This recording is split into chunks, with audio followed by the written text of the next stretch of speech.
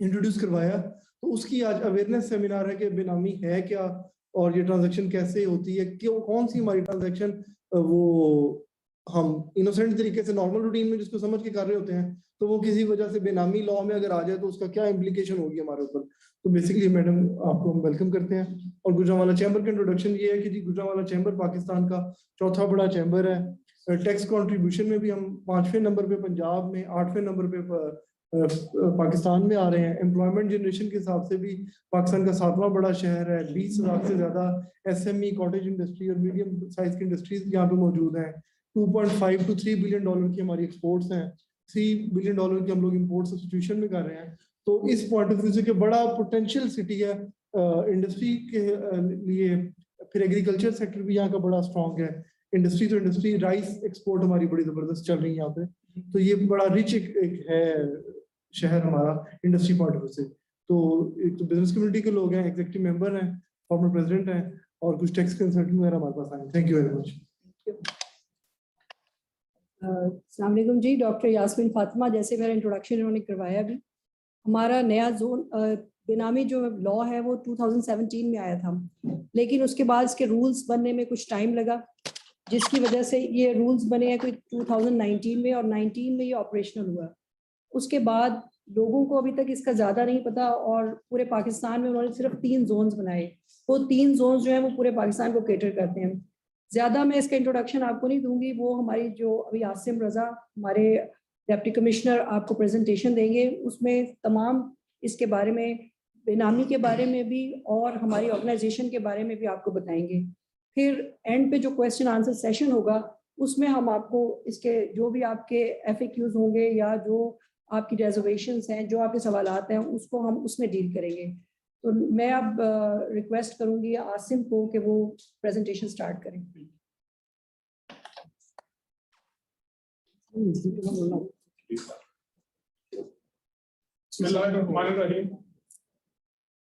अच्छा जी, ये awareness campaign हमने लॉन्च की है। हमारे डायरेक्टर जनरल साहब ने कहा है कि जी आप बिजनेस कम्युनिटी को खास तौर पर बेनामी ट्रांजैक्शन प्रोहिबिशन एक्ट 2017 जो है उसके बारे में बताएं, जाके ब्रीफ करें, ताकि लोगों को पता चले कि कौन कौन सी ट्रांजैक्शन जो वो नॉर्मली कर रहे होते हैं, इस सोच के साथ कि इसके ऊपर कोई लॉ किसी किस्म का अप्लाई नहीं होता, कोई ऑफेंस नहीं है ये, लेकिन वो किसी ऑपरेशनल लॉ की वजह से वो ऑफेंस बन जाता है। तो इस सिलसिले में ये अवेयरनेस कैंपेन है। इधर हम आज गुजरांवाला में आए, बेनामी ट्रांजैक्शन प्रोहिबिशन एक्ट पे हम बात करेंगे। अच्छा, ये सीक्वेंस ऑफ प्रेजेंटेशन होगा। इंट्रोडक्शन बताएंगे बेनामी है क्या, फिर बेनामी ट्रांजैक्शन करने के पीछे वजूहात क्या होती हैं, मोटिव क्या होते हैं, उस पर बात होगी। आवाज आ रही है सब लोगों को ठीक तरीके से? स्पीकर ऑन है यहाँ पे, इस तरफ आ रही है तो आगे तरफ। अब आवाज आ रही है आप लोगों को? बोल रहे हैं, आवाज आ रही है? अच्छा जी, पहले तो हम ये देखेंगे कि बेनामी है क्या। ये जो टर्म है इसका मतलब क्या है, बेनामी ट्रांजैक्शन करने के मोटिव्स या ऑब्जेक्टिव्स क्या होते हैं, किन मकासद के लिए लोग बेनामी ट्रांजैक्शन करते हैं।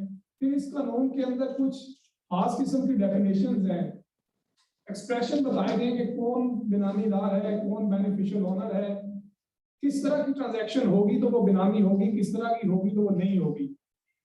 अच्छा जी, ये इंट्रोडक्शन है जी। वर्ड बेनामी जो है ये बेसिकली पर्शियन ओरिजिन का है, फारसी का लफ्ज है जिसका मतलब है बगैर किसी नाम के। जनूबी एशिया में अमूमी तौर पे जब आप किसी के नाम पे प्रॉपर्टी लगवा देते हैं और आपका मकसद ये होता है कि इसको कोई फायदा ना पहुंचे, लेकिन मैं इस ट्रांजैक्शन या इस प्रॉपर्टी से फायदा लूं, तो उसको बेनामी समझा जाता है। ये बड़ा कॉमन आम जो है वो अरेंजमेंट पहले चलता रहा है। जो अनडॉक्यूमेंटेड इकोनॉमी है, ये भी इसकी एक वजह है कि लोग बेनामी ट्रांजैक्शन करते हैं। अच्छा जी, ये मोटिव है, ये ऑब्जेक्टिव्स हैं जिनको फुलफिल करने के लिए लोग बेनामी ट्रांजैक्शन करते हैं। जो वफाकी या सूबाई जो टैक्सेस हैं उनको इवेड करना, कि जी टैक्स कम पड़े या टैक्स लगे ना, जो अपने प्रॉफिट्स हैं या अपना जो टर्नओवर है उसको कम कर देते हैं, प्रॉफिट को कम कर देते हैं, एक्सपेंडिचर को बढ़ा देते हैं। एक ऑब्जेक्टिव जो होता है वो होता है इवेजन ऑफ टैक्स। दूसरा होता है कि कुछ क्राइम अगर कोई कमिट हो गया है, लाइक स्मगलिंग है, ह्यूमन ट्रैफिकिंग है, नारकोटिक्स है, या कोई भी इस तरह के जो क्राइम है, उनसे जो पैसा आ रहा है उस पैसे को छुपाने के लिए बेनामी ट्रांजैक्शन की जाती है, लोगों के नाम पे प्रॉपर्टीज रखी जाती है। लेकिन वो जिन लोगों के नाम पे प्रॉपर्टी रखी जाती है मकसद उनको कोई बेनिफिट नहीं देना होता, सिर्फ उनका नाम इस्तेमाल करना होता है और बेनिफिट सिर्फ उस बंदे ने लेना होता है जो उस पैसे का असल में मालिक था। अच्छा जी, दूसरा होता है जो क्रेडिटर्स होते हैं, बैंक या जो फाइनेंशियल इंस्टीट्यूशन है, उनको फ्रॉड करना। कि अगर कोई मिसाल के तौर पे बंदा है जिसने लोन डिफॉल्ट कर दिया है, अब उसको कोई बैंक वाले जो है वो लोन नहीं दे रहे, तो वो उसके पास जितना पैसा होता है उसके ऊपर बैंक का क्लेम होता है अपने लोन की हद तक। तो इस तरह के जो लोग हैं वो उस पैसे को पार कर देते हैं मुख्तलिफ लोगों के नाम पे, उनके नाम पे गाड़ी, घर या शेयर्स या कुछ और इस तरह की चीजें, गोल्ड वगैरह वो खरीद के रख लेते हैं। क्योंकि अगर वो अपने नाम पे प्रॉपर्टी रखेंगे तो बैंक जो है वो उसके ऊपर उनका क्लेम आ जाता है। तो एक बैंकों को और जो फाइनेंशियल इंस्टीट्यूशंस हैं उनको डिफ्रॉड करना भी इसका एक मकसद हो सकता है। चलिए, उसके बाद होता है कि किसी किस्म का कोई डिपार्टमेंट है जो इन्वेस्टिगेशन कर रहा है या प्रोब कर रहा है कि आपकी किसी भी बंदे की फाइनेंशियल ट्रांजैक्शन उसको रिपोर्ट हो रही है, उसमें जैसे गवर्नमेंट एम्प्लॉइज आ जाते हैं, उसके अलावा मुख्तलिफ लेवल के ऊपर जो स्टेट फंक्शनरीज हैं उनको उनके डिपार्टमेंटल जो स्क्रूटनी है उनको देख रहे होते हैं कि जी ये बंदा, इसके सासे बढ़ रहे हैं, इसके बच्चे अच्छे स्कूलों में जा रहे हैं, तो ये कहाँ से पैसा इसका आ रहा है। तो वो लोग भी क्योंकि उनको गवर्नमेंट ने पूछना होता है तो उससे बचने के लिए भी वो बेनामी लोगों के नाम पे असासे या अपनी ट्रांजैक्शन करते हैं। अच्छा जी, ये बेनामी का जो कानून है ये 14 फरवरी 2017 में पाकिस्तान में हो आ गया था। सदर पाकिस्तान ने साइन कर दिए इसको। 2 साल तक इसके रूल नहीं बने थे, फिर मार्च 2019 में इसके रूल बन गए और रूल बनने के बाद जो है वो 3 जोन जो है वो पूरे पाकिस्तान में बन गए। अच्छा, इस कानून ने किन चीजों को मना कर दिया? एक तो मना कर दिया कि आप बेनामी ट्रांजैक्शन करेंगे नहीं, दूसरा आप कोई बेनामी प्रॉपर्टी होल्ड नहीं करेंगे। अगर बंदे किसी ने इस कानून के आने के बाद ट्रांजैक्शन कर ली है और वो बाद में ये सोचता है कि मैं अब इसको रीट्रांसफर करवा लेता हूं अपने नाम पे, तो इस चीज की भी इजाजत नहीं है। एक बेनामी ट्रांजैक्शन होनी नहीं, दूसरा प्रॉपर्टी भी बेनामी किसी के नाम पे नहीं रखनी, तीसरा कि अगर वो आपने कर लिया है या किसी बंदे ने ये काम कर लिया तो वो वापस अपने आप को वो प्रॉपर्टी अब ट्रांसफर नहीं कर सकता। अपने आप को ट्रांसफर करने का मतलब है कि फिर वो बंदा कन्फेशन कर रहा है कि हाँ मैंने ये काम किया है, फिर उसके ऊपर स्टेट के ये जो लॉ है इसमें अप्लाई होना है। अच्छा जी, ये बेनामी प्रॉपर्टी जो है उसकी कॉन्फिस्केशन होती है, उसका एक पूरा ड्यू प्रोसेस ऑफ लॉ है, वो आगे हम देख लेंगे कि किस प्रोसीजर के थ्रू बेनामी प्रॉपर्टी जो है वो कॉन्फिस्केट होगी। इस कानून को ऑपरेशनलाइज करने के लिए पूरे पाकिस्तान में 3 जोन बनाए गए हैं। जोन 1 इस्लामाबाद में बैठता है, वो केपी के इस्लामाबाद कैपिटल टेरिटरी और जो पिंडी डिवीजन है पंजाब की उससे डील करता है। वहां पे जो जो ट्रांजैक्शन बेनामी होंगी वो डील करेंगे। लाहौर का जो जोन है, हमारी जो टीम आपके पास आई हुई है, ये पूरे पंजाब को डील करती है एक्सेप्ट पिंडी डिवीजन। तीसरा जो जोन है वो कराची में है, वो सिंध और बलोचिस्तान को डील करता है। जो केसेस जिसकी जुरिस्डिक्शन में ट्रांजैक्शन होगी वही बंदा, वही जोन उसकी कॉग्निजेंस लेगा और वही उसके ऊपर एक्शन लेगा। अच्छा जी, कानून में 4 किस्म की डेफिनेशन डाली गई है। अगर कोई भी ट्रांजैक्शन इन 4 में से किसी भी एक डेफिनेशन को पूरा कर दे तो वो ट्रांजैक्शन, वो अरेंजमेंट बेनामी बन जाता है। ये जो पहली ट्रांजैक्शन है इसको देखते हैं। अगर प्रॉपर्टी किसी एक बंदे के नाम पे ट्रांसफर करवाई गई है, मिसाल के तौर पे मिस्टर ए है, उसके नाम पे प्रॉपर्टी ट्रांसफर करवा दी गई, उस प्रॉपर्टी ट्रांसफर करवाने के जो पैसे हैं वो मिस्टर बी ने पे किए हैं और मकसद है बेनिफिट हो मिस्टर बी का, ना कि मिस्टर ए का। तो ये जो अरेंजमेंट होगा जिसमें मिस्टर बी पैसे दे रहा है, खुद से दे रहा है या उसके बिहाफ पे कोई बंदा पे कर रहा है, और प्रॉपर्टी जो है वो ट्रांसफर हो रही है मिस्टर ए के नाम पे, तो ये बेनामी अरेंजमेंट होगा। इसमें कुछ एक्सेप्शंस हैं, कुछ इसको एग्जेम्पशंस हैं, वो आगे हम देख लेते हैं। अच्छा जी, ये जो कुछ लिस्ट डाउन किए गए हैं लोग, इनके नाम पे अगर प्रॉपर्टी होगी तो वो बेनामी नहीं होगी। वो कौन से हैं? ट्रस्टीज। अगर कोई ट्रस्ट अरेंजमेंट है तो जो ट्रस्टी के नाम पे प्रॉपर्टी ट्रांसफर कर देता है ट्रस्टर, वो बेनामी नहीं होती, क्योंकि इसमें जो बेनिफिट है वो उसी बंदे का आ रहा है जिसके लिए ओरिजिनली ये प्रॉपर्टी थी। डायरेक्टर ऑफ द कंपनी, किसी कंपनी का कोई डायरेक्टर है तो कंपनी पेमेंट करती है और डायरेक्टर के नाम पे अगर वो प्रॉपर्टी ट्रांसफर हो जाती है, लेकिन मकसद है कि वो फायदा उसका कंपनी उठाएगी, तो वो भी बेनामी नहीं होती। इसी तरह से कोई एग्जीक्यूटर है, पार्टनर ऑफ फर्म है, कोई एजेंट या लीगल एडवाइजर है, तो इनके नाम पे अगर कोई प्रॉपर्टी बंदा रख रहा है तो वो बेनामी नहीं होगी, क्योंकि ये किसी ना किसी दूसरे लॉ के तहत प्रोटेक्टेड है। लाइक ट्रस्ट एक्ट है हमारा, उसमें ट्रस्टीज आ जाते हैं, वहां पे उनको प्रोटेक्शन हासिल होती है। अच्छा जी, अगर आप इमीडिएट किसी फैमिली मेंबर के नाम पे प्रॉपर्टी रखवाते हैं, कोई भी बंदा ट्रांसफर करता है, जैसे कोई आमद है वो अपनी बीवी के नाम पे, बाप अपने बेटे के नाम पे, बेटा बाप के नाम पे, अपने बच्चों के नाम पे, तो वो भी बेनामी नहीं होगी अगर वो दो शर्तें पूरी करेगा। कौन सी दो शर्तें? एक है कि वो बंदा जो पैसे दे रहा है और जिसके नाम पे प्रॉपर्टी ट्रांसफर हो रही है, उनकी मुश्तरका ऑनरशिप हो, दोनों ज्वाइंट ओनर हों। और दूसरा, जिसने पैसे दिए हैं वो अमाउंट उसके नॉन सोर्सेज ऑफ इनकम से हो। पता चले कि जी इस बंदे ने इतना पैसा कमाया, इसके ऊपर इतना टैक्स दिया है, और इसी टैक्स पेड जो मनी है इससे उसने ये प्रॉपर्टी खरीद के अपने बच्चे, बीवी, बहन, भाई के नाम पे ट्रांसफर करवाई है और साथ ज्वाइंट ओनरशिप रखी है। तो ये जो पहली वाली हमारी डेफिनेशन है उसमें ये इसको एग्जेम्पशन है, एक्सक्लूजन है। अच्छा, ये दूसरी डेफिनेशन है ऐसी ट्रांजैक्शन या ऐसा अरेंजमेंट जो किसी फिक्टिशियस बंदे के नाम पे किया गया है, कि कोई मिस्टर अकबर अली है जिसका कोई भी झूठा मूठा CNIC लिख दिया गया है, लेकिन उस CNIC के नाम पे कोई बंदा एग्जिस्ट ही नहीं करता, तो ऐसी ट्रांजैक्शन फिक्टिशियस होती है। हमारे पास कुछ केसेस आए हैं जहां पे CNIC नंबर लिखे हुए थे, वो जब नादरा को भेजे तो पता चला ये नंबर कभी इशू ही नहीं हुआ। तो ऐसे लोग फिक्टिशियस होते हैं, भले उनका वो फेक CNIC नंबर या फेक CNIC बना के ही उस ट्रांजैक्शन को मुकम्मल कर लिया जाए, वो अगर फेक या फिक्टिशियस बंदा होगा तो वो ट्रांजैक्शन भी बेनामी होगी। अब इसमें कहीं नहीं लिखा हुआ कि पैसे किसने प्रोवाइड किए हैं, जो भी यहाँ पे पैसे प्रोवाइड करे, लेकिन ट्रांसफर अगर किसी फिक्टिशियस बंदे के नाम पे हो रही है तो वो ट्रांजैक्शन बेनामी हो जाएगी। तीसरी डेफिनेशन है जी, जहां पे जिस बंदे के नाम पे प्रॉपर्टी ट्रांसफर हो गई है लेकिन उस बंदे को पता ही नहीं है कि उसके नाम पे कोई प्रॉपर्टी है। कोई मिस्टर ए जो है वो किसी बी के नाम पे प्रॉपर्टी ट्रांसफर करवा देता है। अब बी को जब कोई नोटिस चला जाता है, उससे पूछा जाता है कि जी आपने ये प्रॉपर्टी खरीदी, आपने क्या टैक्स पे किया है, आपकी टैक्स रिटर्न्स क्या है, तो बंदा आगे कहता है जी मुझे तो इस चीज का पता ही नहीं कि ये प्रॉपर्टी मेरे नाम पे है, तो ऐसी प्रॉपर्टी भी बेनामी प्रॉपर्टी होगी। चौथी डेफिनेशन है, इसमें पैसे देने वाले बंदे का ही नहीं पता चल रहा कि किस बंदे ने पैसे दिए हैं। ऐसा ट्रांजैक्शन या ऐसी अरेंजमेंट जहां पे पैसा देने वाला बंदा या मिल नहीं रहा या वो भी फिक्टिशियस है।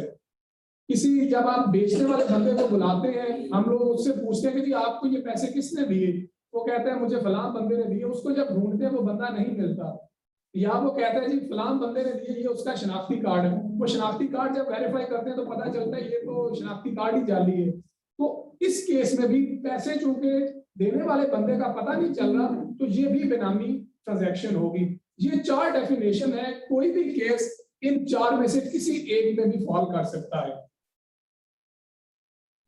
अच्छा जी, ये 4 लेके हम चलते हैं। हम जिस बंदे के नाम पे वो प्रॉपर्टी है, उस बंदे को हम कानून की जुबान में उसको बेनामीदार कहा जाता है। वो बंदा फिक्टिशियस भी हो सकता है, वो बंदा नेचुरल पर्सन भी हो सकता है, वो कोई कंपनी या AOP भी हो सकती है।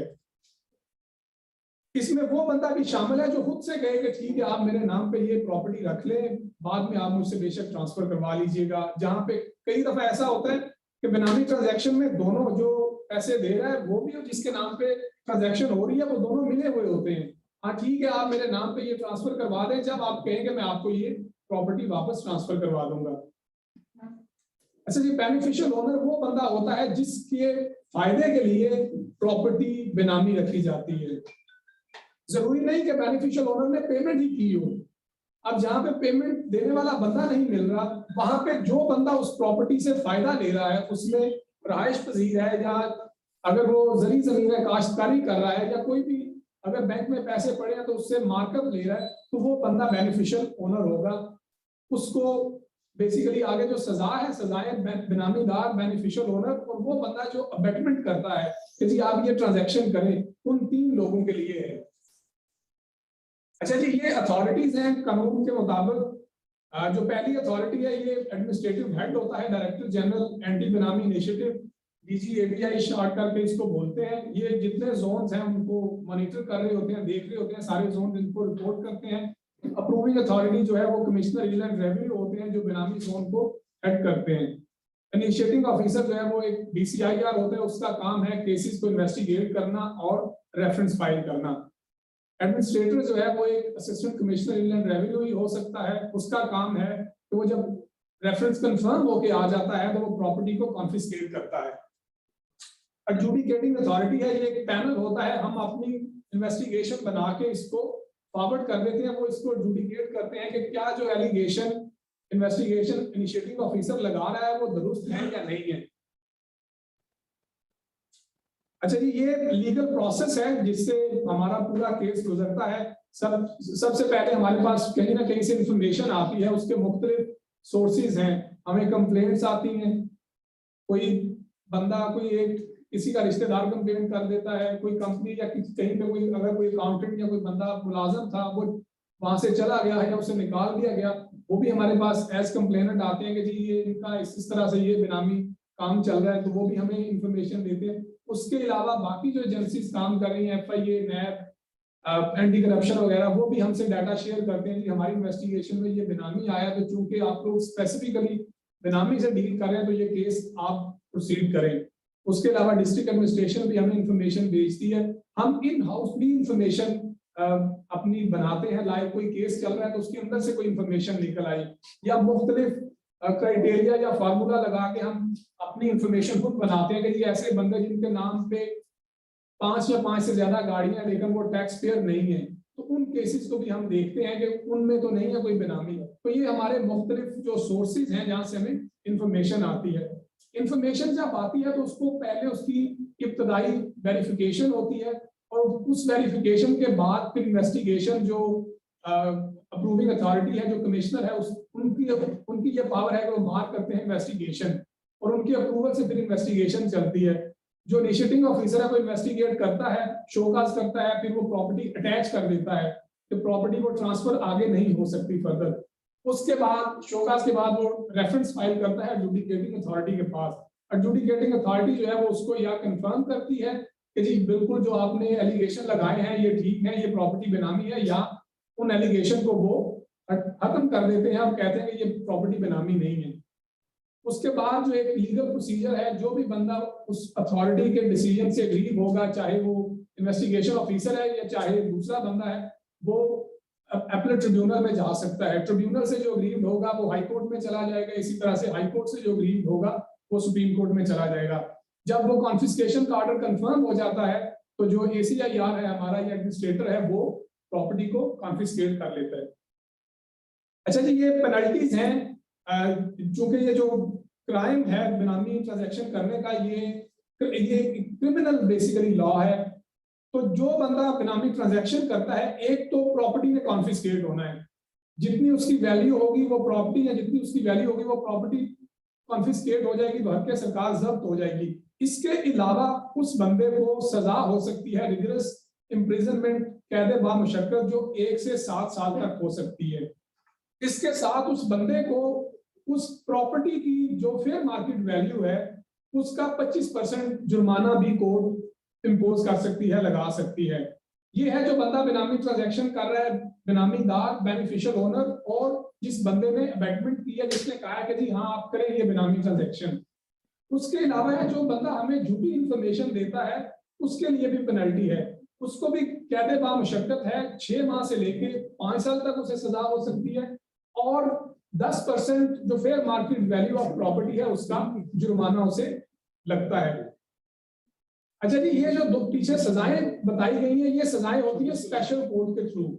हम अपना केस लेके जाते हैं स्पेशल कोर्ट में कि जी ये बंदा है, इसने गलत इंफॉर्मेशन दिया, या ये बेनामीदार है, ये बेनिफिशियल ओनर है, ये कंफर्म हो चुका है, तो इसकी प्रोसिक्यूशन शुरू करें। तो वहां पे फिर जो जज साहब होते हैं वो उसकी प्रोसिक्यूशन इनिशिएट होती है, और ये जो पीछे स्लाइड गुजरी है इसके मुताबिक वो फिर उनको रिगरस इम्प्रिजनमेंट और फाइन इंपोज करते हैं।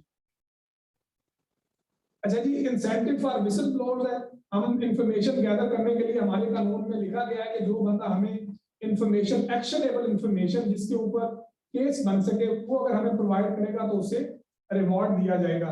अगर प्रॉपर्टी की वैल्यू 20 लाख या इससे कम है तो उस बंदे को 5% जो है वो रिवॉर्ड मिलेगा। अगर 20 लाख से 50 लाख के दरमियान है तो उस बंदे को 1 लाख रुपया, और 20 लाख से लेकर 50 लाख तक जो 30 लाख है उसका 4% मिलेगा। अगर उस प्रॉपर्टी की जो वैल्यू है वो 50 लाख से ज्यादा है तो उस बंदे को 2,20,000 और 50 लाख से ऊपर 3% उसको रिवॉर्ड मिलेगा। चलिए, ये कुछ प्रैक्टिकल एग्जांपल्स हैं। इसमें ये पाइन कर्नल नट्स जो है, ये सलमान साहब का केस है, ये आपको बता देते हैं। एक प्रॉपर्टी का केस है, मैं आपको ब्रीफ कर देता हूँ कि सलमान साहब आपको अपना केस बता देंगे। हमारे पास एक केस है कि दो दोस्त थे, एक बंदे ने एक प्रॉपर्टी खरीदी, पेमेंट उसने अपने बैंक अकाउंट से, सेलर जो जमीन का था उसको अपने बैंक अकाउंट से डायरेक्ट पेमेंट की, और प्रॉपर्टी उसने ट्रांसफर करवा दी दूसरे बंदे के नाम पे। उसको बाद में उसने कहा जी मैं आपको कुछ इसमें से प्रॉफिट दे दूंगा। अब जब वो प्रॉपर्टी को उसने डेवलप किया, मार्केट बनी, जो 9 लाख रुपए मरला खरीदा गया था उसकी कीमत हो गई 30 लाख रुपए, तो उस बंदे ने सारी रजिस्ट्रियां करवा के सारे पैसे वो खुद ले गया। अब वो जो बंदा था जिसके नाम पे लगी थी उसने रजिस्ट्रियां करवाते हुए ये कहा कि जी कुछ हिस्सा आपको बीच में 5-6 मरले जो हैं वो मिल जाएंगे, मतलब 5-6 मरलों का मतलब है कि आपको 1.5-2 करोड़ रुपया मिल जाएगा। लेकिन वो जब एंड पे उसने देखा कि उसके नाम पे तो एक मरला भी नहीं रही। तो हमारे पास जब केस आया, हमने इन्वेस्टिगेट किया कि जी जो पैसे दिए हैं वो ए ने दिए, प्रॉपर्टी बी के नाम पे लगी है, और इसका जो फायदा लिया है वो भी ए ने लिया है। बी को इसका कोई फायदा नहीं मिला, सारे पैसे वो पे कर रहे हैं, और वापस जब वो दुकानें बना के बेचता है तो सारे पैसे उसको वापस आ जाते हैं। तो ये केस प्रॉपर्टी का केस था। दूसरा ये जो नट्स का केस है, ये सलमान साहब आपको बता देते हैं। जी बिस्मिल्लाहिर्रहमानिर्रहीम।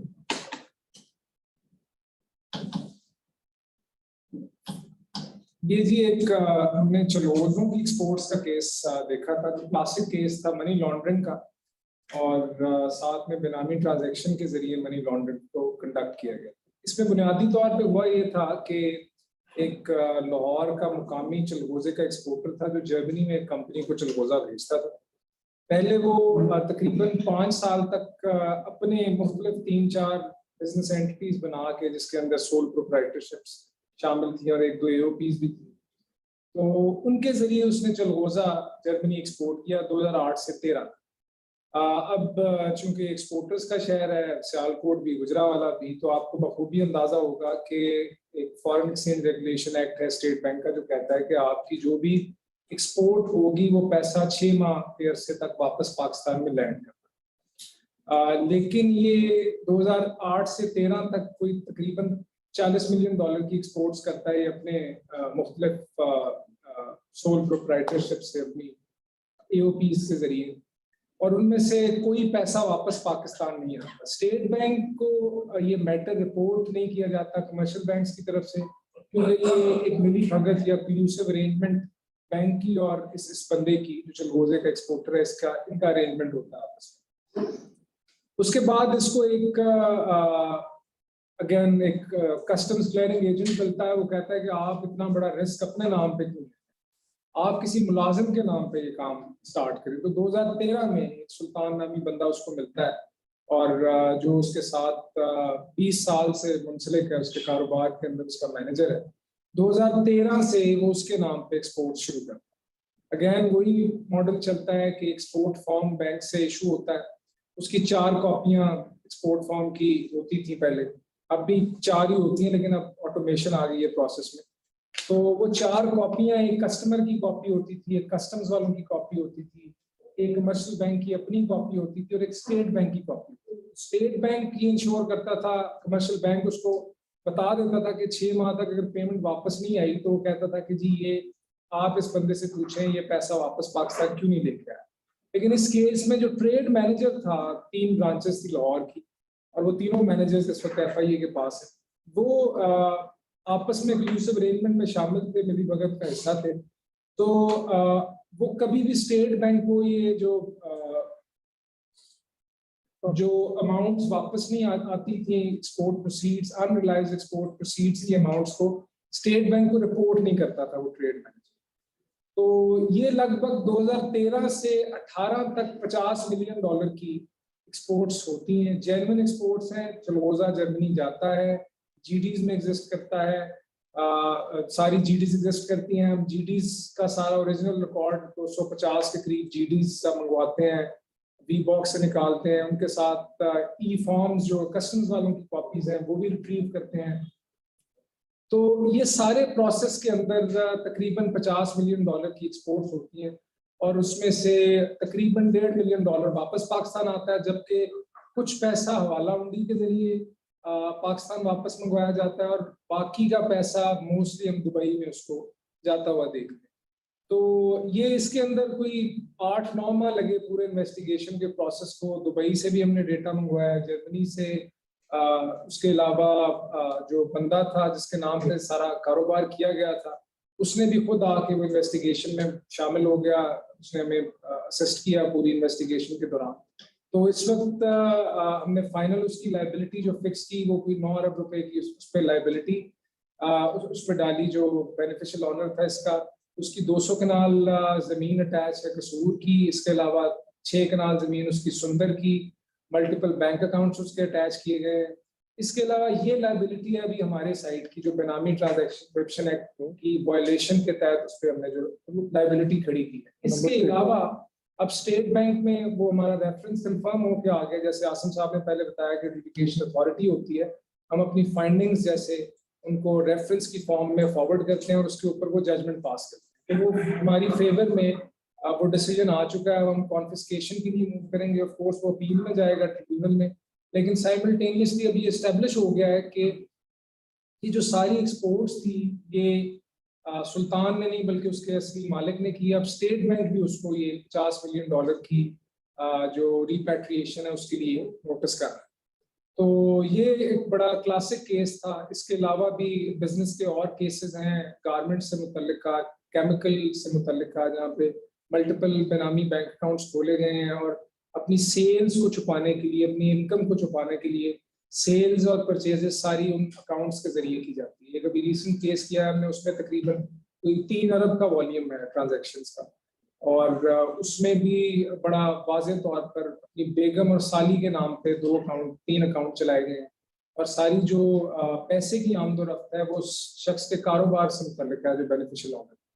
तो इस तरह से अभी इस वक्त हमारे पास टोटल कोई 500 के लगभग केसेस पंजाब में चल रहे हैं और पूरे पाकिस्तान में हम अब तक पिछले 2 सालों में 55 अरब के करीब ऐसी प्रॉपर्टीज हैं जो अटैच कर चुके हैं, जिनके रेफरेंसेस जा चुके हैं। और इसके अलावा literally hundreds of billions of rupees की जो इन्वेस्टिगेशन है वो अंडर प्रोसेस है। शुक्रिया सर।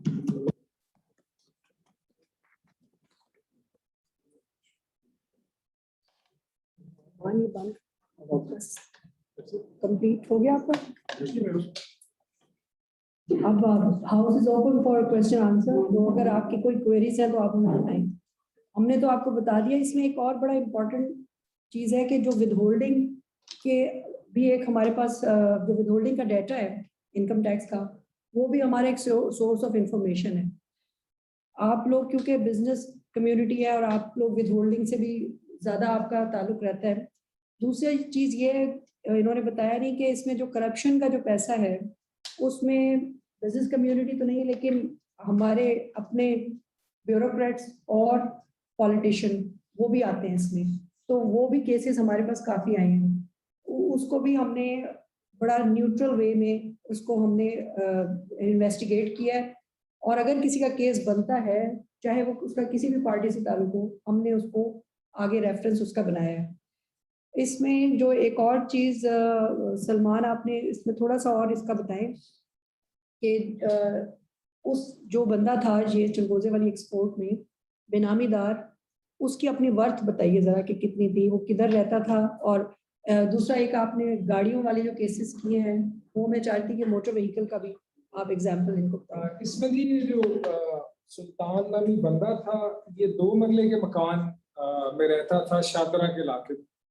और आप सब लोगों का आना जाना हुआ होगा, बड़ा मुतवसत सा इलाका है वो। और अपने 2 मरले के मकान में अपने 5 भाइयों समेत वहाँ पे रहायश पजीर था। इसके अलावा इसके नाम पे वो मकान भी वो जॉइंट ऑनरशिप। तो हैरान कुन तौर पे जो उनके वकला का पूरा पैनल था, वो बार बार ये प्ली लेता रहा कि ये सुल्तान ने अपनी एक्सपोर्ट्स की हैं और उसने पैसा गायब किया, वो पैसा ढूंढे सारा का सारा। लेकिन वो बैंक अकाउंट से सारी पेमेंट्स जो थी, इसके अलावा इस पे मल्टीपल स्कैम्स निकले इस केस में। इस बंदे ने दुबई में भी 4 कंपनीज बेनामी बना रखी थी, जो अपने मुख्तलिफ मुलाजमों के बच्चों के नाम पे, जिनको ये दुबई लेके भी आता जाता था। उसके अलावा यहाँ पे बैंक्स के साथ KYC के लिए 40-40 करोड़ का कैश जमा करवाता रहा। तो इसमें मल्टीपल फ्रॉड्स हमें simultaneously eight one point in time नजर आए। गाड़ियों का जैसे मैडम ने तस्करा किया, इस वक्त 600 से ज्यादा गाड़ियां ऐसी हैं जो हम अटैचमेंट के प्रोसेस में है या उनकी रजिस्ट्रेशन हमने ब्लॉक की हुई। ओपन लेटर पे गाड़ी चलाने का बड़ा आम सा रिवाज है हमारे। हम गाड़ी खरीदते हैं, उसको ट्रांसफर नहीं कराते क्योंकि ट्रांसफर फीसें देनी पड़ती हैं। हमारा ख्याल होता है 1.5 साल इसको इस्तेमाल करेंगे, उसके बाद इसको आगे बेच देंगे। तो इस तरह की 600 से ज्यादा गाड़ियां ऐसी हैं जो हमने एक्साइज से डेटा मंगवाया, उनसे कहा कि जिन लोगों के पास 10 से ज्यादा गाड़ियां किसी एक शख्स के नाम पे रजिस्टर्ड हैं, तो उसका डेटा हमारे साथ शेयर करें। तो उन्होंने कोई 600 के करीब गाड़ियां ऐसी शेयर की हमसे, जिसपे फ्रीक्वेंसी ऑनर की जो आ रही थी वो 15, 20, 25 एक शख्स के नाम पे, सरगोदा के एक साहब थे उनके नाम पे 125 गाड़ियां रजिस्टर्ड। और वो जो 125 गाड़ियां हैं वो आपको पता है कि जो लीज का बिजनेस करते हैं शोरूम्स वाले, वो लॉ आपको अलाउ नहीं करता। वो लीगली वो लीजिंग का बिजनेस कर रहे थे, कार लीजिंग का, इंस्टॉलमेंट्स का। तो वो अब गाड़ियां 125 अटैच की हुई हैं, वो बार बार आते हैं हमारे पास और गाड़ियां 4-4 हाथ आगे बिक चुकी हैं। अब लोग आगे कहते हैं जी हमने तो ये जेन्युइन खरीदी थी। तो हम पूछते हैं आपने 3 साल अब तक आपके पास है, आपने ट्रांसफर क्यों नहीं किया? तो इसके ऊपर अभी तक लोगों को ये अंडरस्टैंडिंग अवेयरनेस नहीं है। हम बड़ी सख्ती से ऐसे तमाम व्हीकल्स की तरफ जा रहे हैं जो ओपन लेटर्स पे चल रही हैं। और बाद में अगर आपके भी दाएं बाएं कोई ऐसे लोग आपको मिलते हैं जो ये काम कर रहे हैं, तो इसको अभी से इसको एड्रेस करें इस इशू को, और फौरी तौर पे ऑनरशिप अपने नाम पे ट्रांसफर करें। ये आगे जाके बड़ा प्रॉब्लम बने। आसिफ, आप जरा वो विद होल्डिंग से जो आप इंफॉर्मेशन गैदर करते हैं वो जरूर इनको बताएं, ताकि वो, क्योंकि अक्सर लोग उस प्रैक्टिस में। हमारे पास की जो होल्डिंग का डाटा है उसमें मैं आपको बता देता हूँ कि होता क्या है। यूजुअली जो हमने अभी तक चीजें देखी हैं उसमें कोई भी जो कारोबार है वो अपने चंद जाने पहचाने लोगों के नाम पे बैंक अकाउंट खोलते हैं, उनके नाम पे क्रॉस चेक बनते हैं, उनका 4-4.5% टैक्स भी वो काटते हैं। और देखने में यूं लग रहा होता है कि पेमेंट भी उनको जा रही है, टैक्स भी कट रहा है, तो ये बिल्कुल ठीक बोनाफाइड ट्रांजैक्शन है। लेकिन अरेंजमेंट क्या होता है? अरेंजमेंट होता है कि जैसे ही वो उनके अकाउंट में पैसे जाते हैं, साथ ही वो जो मालिक होता है उसका राइडर जाता है, वो कैश निकलवा के वापस मालिक को ला देता है। कि एक ऐसा खर्चा बुक करने की कोशिश की जा रही होती है जो असल में खर्चा हुआ ही नहीं है। उससे हो क्या रहा होता है, उससे टैक्स कम कर रहे होते हैं। जितने ज्यादा खर्चे होंगे उतना टैक्स कम होगा। तो विद होल्डिंग से हम डाटा निकाल रहे हैं कि ऐसे लोग जिनका सिर्फ कोई एक खास बंदा ही जिनकी विद होल्डिंग कर रहा है, उनको उस डाटा पे हमने काम किया। अभी रिसेंटली जो उसकी टोटल कैलकुलेशन हुई है वो 36 करोड़ रुपया एक बंदे ने 25 बंदों का को पेमेंट की, 36 करोड़ रुपया। और फिर उसी के बंदे जाते हैं चेक डिपॉजिट करवाते हैं, उसी के बंदे जाके कैश निकलवा के लाते हैं। उन 25-26 बंदों में से इंटरेस्टिंगली 2 बंदे ऐसे हैं जो फोत हो गए और उनके फोत होने के बाद भी उनके अकाउंट चल रहे थे। वो जो बंदे, अब ये जमा करवाना समझ आता है कि जी मैं, उसने मुझे कहा कि जी अपना बंदा भेज के मेरे अकाउंट में जमा करवा दे, निकलवाने क्यों आपका एम्प्लॉय जा रहा है? और फिर जब उस एम्प्लॉय को बुलाया तो उसने कहा जी ये मेरा भी अकाउंट चल रहा है, एक मेरी बेगम का है, एक भाभी का है, एक बच्चे का है, और हमें महाना 8,000 रुपया मिलता है इन अकाउंट की मद में फी बनता है। अब वो जब सारे बंदे हमने निकाले और उनके जितने मुलाजमीन थे उनको निकाला तो पता चला कि कुछ मुलाजमीन है, कुछ मुलाजमीन अगर वो मर्द है तो उसकी बीवी है, अगर कोई खातून है तो उसका हामद भाई, इस तरह से उसके अंदर ही फैमिली के अंदर उन्होंने काम रखा हुआ है ताकि कोई बाहर का बंदा अगर होगा तो वो तो बाद में शायद पैसा ना वापस करे, तो इनसे पैसा वापस लेना आसान है। तो ये विदहोल्डिंग के डाटा से वो केसेस जो सिर्फ जिनकी सिर्फ एक ही बंदा विदहोल्डिंग कर रहा है वो भी हमारे रडार में है कि यहाँ पे शायद कोई गड़बड़ हो रही है, ये लोग जो है ये फेक खर्चे बुक करने की कोशिश कर रही है। एक चीज मैं आपको बताना चाहूंगी कि ये लॉ क्योंकि 17 में आया था और 19 में ऑपरेशनल हुआ, तो बीच का जो 2 साल था उसमें इसको ऑपरेशनल तो नहीं हुआ लेकिन लॉ आ चुका था। क्योंकि गलती गवर्नमेंट की है या उनकी सुस्ती थी तो उन्होंने इस टाइम के लिए एमनेस्टी दी और उस टाइम पर उन्होंने कहा कि जो इस तरह की बेनामी ट्रांजैक्शन है उसको आप 3.5 या 2.5% टैक्स देकर आप इसको भी वाइट कर सकते हैं और ये बेनामी ट्रांजैक्शन कंसिडर नहीं होगी। उस वक्त हमने काफी बड़े 2-3 केसेस पकड़े हुए थे जो कि बिलियंस की ट्रांजैक्शन थी उसमें, और वो सारे जो थे वो 2.5-3% पे वो लोग चले गए। अगर अदरवाइज देखा जाए तो ये क्योंकि बड़ा एक ड्रैकोनियन सा लॉ है, इसमें ये आप सारी चीजों पे कब्जा कर लेते हैं, ये नहीं देखते कि कोई जिस टैक्स की कोई मैक्सिमम स्लैब होती है, यहाँ पे कोई मैक्सिमम स्लैब नहीं है। यहाँ पे जो असल चीज है वो भी ले लेते हैं, उसके बाद सूद भी मिलता है कि आप अगर पेनल्टी लगाते हैं 25% of the fair market value वो भी ले लेते हैं। तो इसको कैटर करने के लिए उन्होंने एक एमनेस्टी स्कीम भी दी थी जिसका बहुत लोगों ने फायदा उठाया था। उस टाइम पर भी हमारे पास एक केस ऐसा आया था जिसमें कि वो उस बंदे को मरे हुए मेरा ख्याल है 3-4 साल हो चुके थे, और आप और मैं अगर हम बैंक जाएं और अगर हमारा CNIC एक्सपायर हो तो वो हमारा अकाउंट ब्लॉक कर देते हैं, लेकिन उस जो बंदा मरा हुआ है सब कुछ है उसका अकाउंट ब्लॉक नहीं होता वहां पर। ये मुझे समझ नहीं आती कि ये किस तरह की ट्रांजेक्शन वहां पर हो रही है। फिर एक इस तरह का था कि स्वीपर था और एक खोता रेडी वाला था जो किसी वक्त उनका कोई सामान लेके गया था, उसको पता ही नहीं था। बाद में इवन बैंक ने ये डिफ्रॉड करने की कोशिश की कि उस बंदे को सूट पहना के लेकर आए जो कि खोता रेडी वाला था, और ये शो किया कि ये एक ऐसा, हाँ वो है भी इसी शहर का केस, और इस तरह से शो किया कि जी ये बैंक में ये बिल्कुल प्रॉपर इसी का बिजनेस है और इसी का पैसा है। अभी बल्कि बहुत आजकल इस गुजरांवाला का एक केस मशहूर हुआ है 600 बाइक्स वाला, वो फैसलाबाद के भी काफी अभी केसेस चल रहे हैं, लेकिन ये मैं बता रही हूँ एक पुराना केस था, उसके लिए हमें गुजरांवाला भी आना पड़ा और हमने यहाँ पर आकर उसकी सारी इन्वेस्टिगेशन की थी। तो इस तरह की चीजें मतलब हम एज अ कॉम जो है हम खुद क्या शो कर रहे हैं। हम ठीक है आप बिजनेस को 20% छुपा दें, 30% छुपा दें जो कि सारी दुनिया ही करती है, लेकिन 90% आपका बेनामी और 10% शो हो रहा है। इसको मेरा ख्याल है हमें अपने खुद से चेंज करना चाहिए अपना एटीट्यूड। ये मुझे किसी और चीज की प्रॉब्लम नहीं लगती, ये हमारे एटीट्यूड की प्रॉब्लम है कि हम अपना एटीट्यूड बेहतर करें। कि हम हर वक्त हम ये बात करते हैं कि पाकिस्तान के लिए ये करना है, लेकिन एक्चुअली कर कोई भी नहीं रहा है पाकिस्तान के लिए कुछ भी। तो मेरी आप सब लोगों से रिक्वेस्ट है, हमारी तरफ से भी है कुछ इश्यूज और जिसकी आप लोगों को प्रॉब्लम्स भी हैं बहुत ज़्यादा, जो कि बिजनेस कम्युनिटी को वाकई अगर कभी टोटल टैक्स काउंट करें तो मेरा ख्याल है 250-300 शायद टैक्स तो आप लोग दे ही देते हैं मुख्तलिफ किस्म के, प्रोविंस, तहसील, डिस्ट्रिक्ट, हर चीज़ें मिला के। लेकिन फिर भी उसको थोड़ा सा हमें चाहिए कि हम खुद ऑनेस्टी की तरफ वापस आएँ और सच बोलने की तरफ वापस आएँ जितना हम कोशिश कर सकते हैं। एक चीज़ जो यहाँ पे जो हमारे करप्शन, हर वक्त FBR पे करप्शन का एक इल्ज़ाम लगता रहता है, तो यहाँ जो तीनों इन्होंने जोन्स बनाए थे स्पेशली उसमें से हमारे बहुत इंटरव्यूज हुए थे, बहुत हमारी एजेंसीज ने चेक किया था, उसके बाद यहाँ पे पोस्टिंग हुई थी। तो इसलिए यहाँ पे जितने अगर हमारे जो केसेस भी बन रहे हैं उसमें अभी तक कोई ऐसा रिपोर्टेड केस नहीं है जिसमें कि करप्शन भी हुई है। तो ये भी अगर आप लोग भी चाहते हैं कि हम कोई कंट्रीब्यूट करें for the benefit of Pakistan या for the benefit of business community, क्योंकि ये आपके भी तो कंपेटिटर्स हैं ना, कि जो लोग ऑनेस्टली टैक्स पे कर रहे हैं और उनकी वाइट मनी है, उनके लिए भी तो ये एक हैजर्ड है, उनके लिए भी तो एक कंपटीशन है कि वो बंदा जो कुछ भी नहीं कर रहा, जिससे अब ये चलगोजे वाला केस है, इसका घर कितने एकड़ कितना ये PND सोसाइटी में 51 कनाल का 51 कनाल के वो घर में रहता है।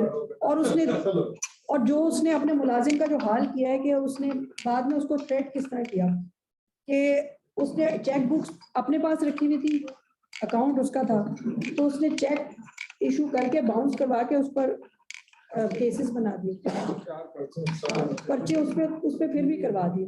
तो अब ये देखें कि हमें क्या करना है, ये आप लोगों पर है कि अब आप किस तरीके से करना चाहते हैं। मैं तो अभी भी ये कहती हूँ कि जो अगर खुद से बता दे ये है, और अगर वो अपना बेनामी ट्रांजैक्शन को ठीक कर लेते हैं, अभी भी हम अवेयरनेस इसीलिए कर रहे हैं, तो बहुत अच्छी बात है। अगर हम इस वक्त भी चाहें तो 2017 से लेकर अभी तक, 2017 में अगर कोई चीज़ बेनामी थी और वो अभी तक है, यानी कि 14 फरवरी 2017, तो हम किसी भी टाइम उस पर केस बना सकते हैं। इसमें टाइम लिमिट भी नहीं है कोई। जो एक टाइम लिमिट अकाउंट्स के लिए है, लेकिन अगर कोई ज़मीन या प्रॉपर्टी है उसके लिए तो ये टाइम लिमिट भी नहीं है। अब कोई भी अगर, हाँ जी, रजिस्ट्री तो फिर एक बार देनी पड़ेगी। फिर वो लॉ लिखना आप बना रहे थे 2017 से किया, 2019 में मैच्योरिटी आई, उसके बाद आपने वर्किंग की, तो 2 साल का टाइम आपने कहा कि मिनिस्ट्री हमने दी, हमने 19 में दी है। लोगों को तो नहीं पता कि आपने किस सेंस में नहीं, फिर सारा पता था तो सारा पता था, बहुत से लोगों ने इससे फायदा भी उठाया, बहुत सारे लोगों ने। नेक्स्ट एमनेस्टी कब तक आ रही? अभी तो एमनेस्टी का वैसे चांस कोई नहीं है इस पे। अभी एमनेस्टी थोड़ा बिजनेस करने तो वो भी आ गए। एक पिटीशन ले लेते हो जी थैंक यू वेरी मच। उसमें और इनपुट है किसी की तो बताएं। सवाल एफआईए और नैब का रोल आप एफआईआर रोल प्ले करेगा। एफआईए का है तो बेसिकली एफआईए इन्हीं मैटर को देखती है या नैब इन्हीं मैटर को?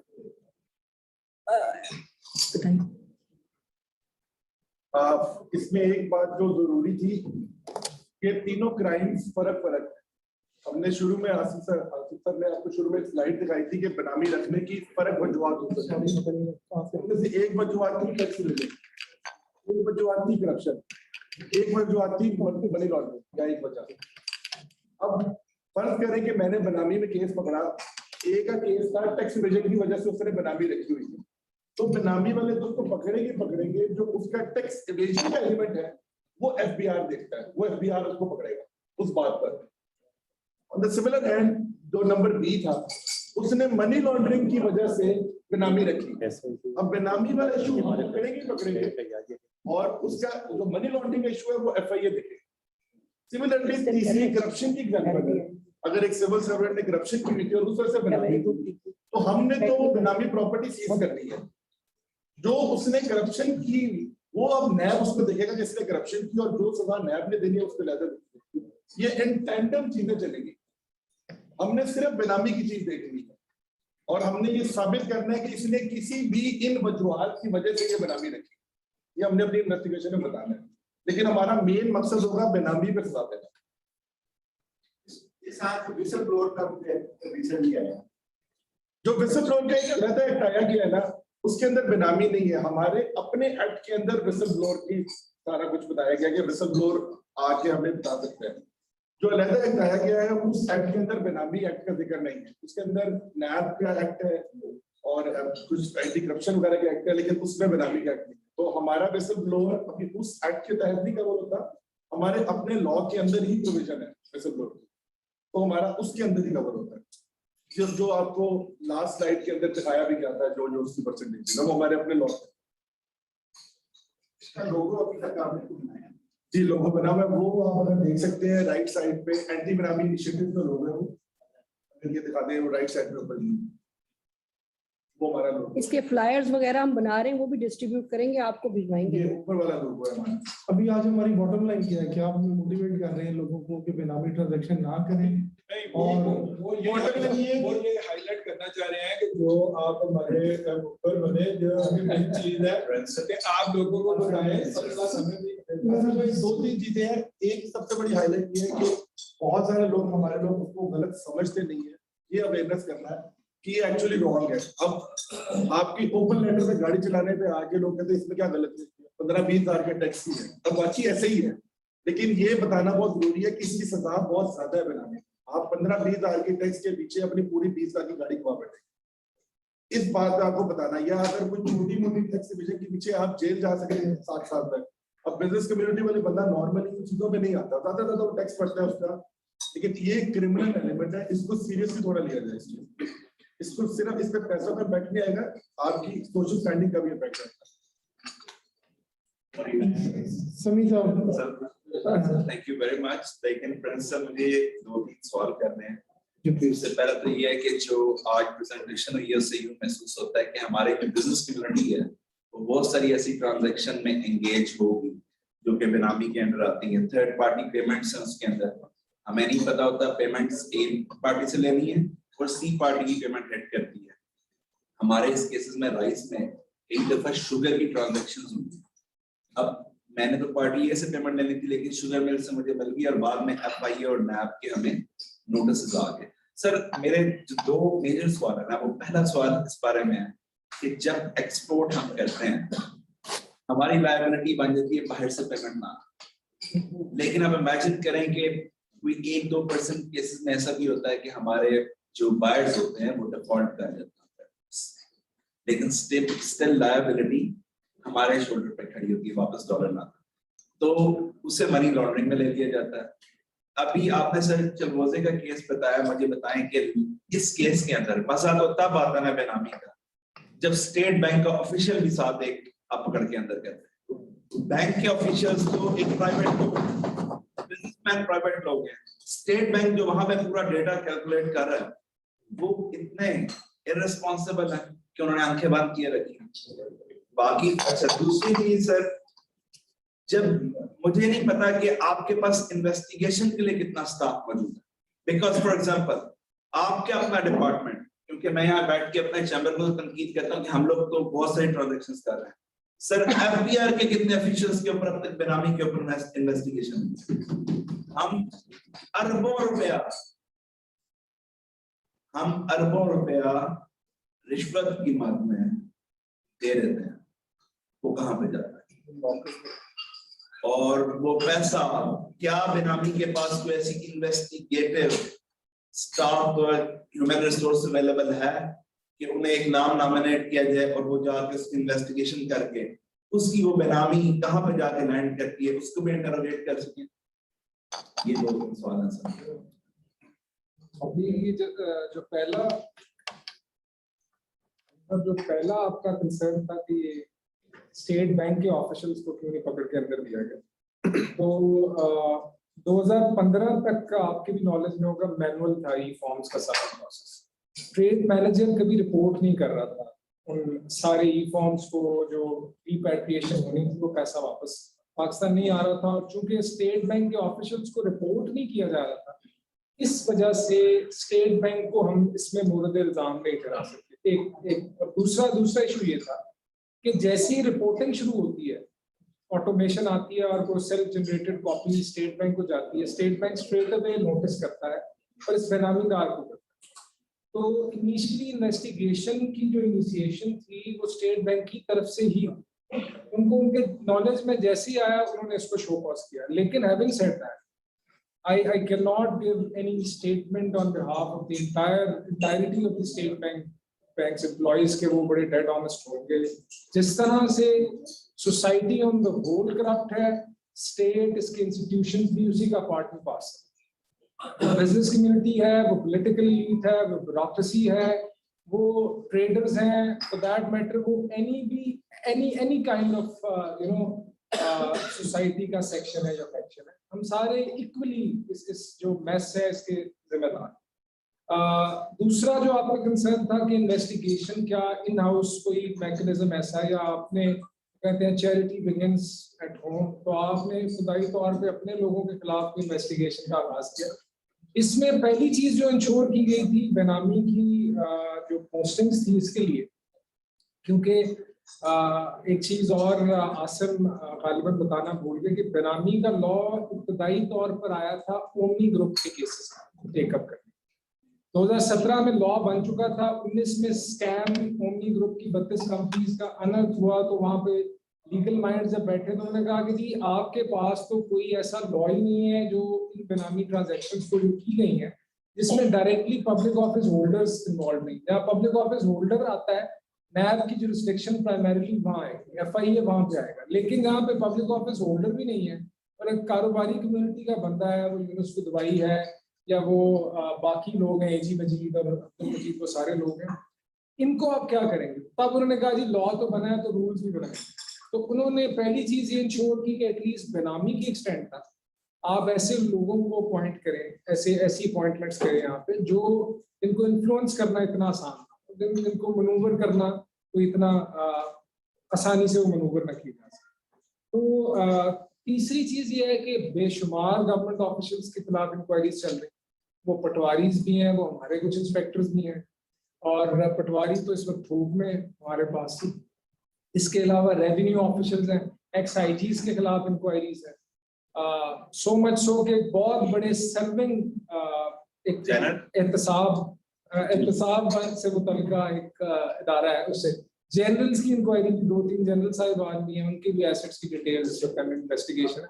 तो मैं ये नहीं कह सकता कि हम इस वक्त we are more powerful than those who happen to be the most powerful section of our society, लेकिन having said that पूरी न्यूट्रलिटी से और पूरी इम्पार्शियलिटी के साथ अपने एक्सटेंट तक अपना काम करने की कोशिश करें। पूरे एफपीआर के लिए मैं रिस्पॉन्सिबल नहीं हो सकता, ना मैं ये स्टेटमेंट दे सकता हूँ। मुझे पता है आप बिजनेस कम्युनिटी के लोग हैं, रोज इंटरेक्शन होता है, रोज पैसे दिए जाते हैं, और स्टेट लेवल पे हर इदारा जो है करप्शन में शामिल है, लेकिन हम सब इस सारे जो मेस के अंदर हम सब इक्वली रिस्पॉन्सिबल है। हम पैसे लेते हैं, आप लोग देते हैं, आपके अपने बेनिफिट्स हैं, इस side other side of the table के अपने बेनिफिट्स हैं। तो ये जो सारा साइकिल है, ये जो सर्कल है, ये जो मेस है, ये हमारा अपना क्रिएट किया। बहुत शुक्रिया। अच्छी बात